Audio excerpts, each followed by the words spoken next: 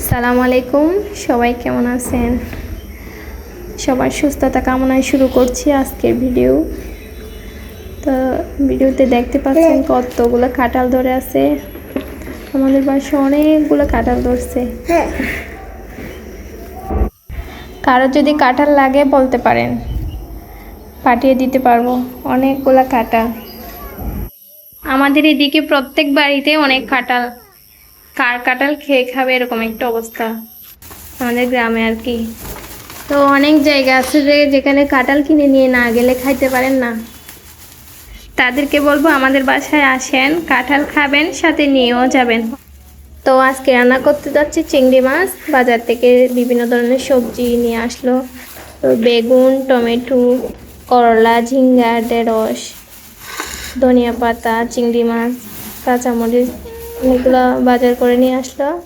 তো এখন রান্না করব। তো আমি পেঁয়াজ থেতো করে নিচ্ছি।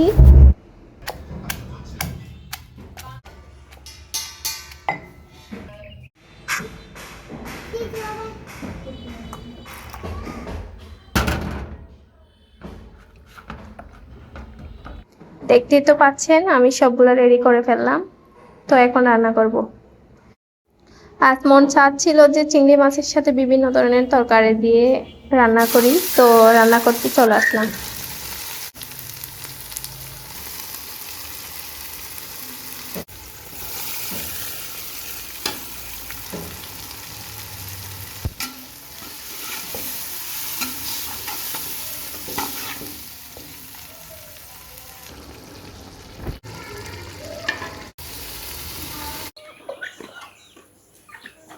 ব্যস্ততার কারণে রান্না শেষ পর্যন্ত দেখাতে পারি নাই, দুঃখিত।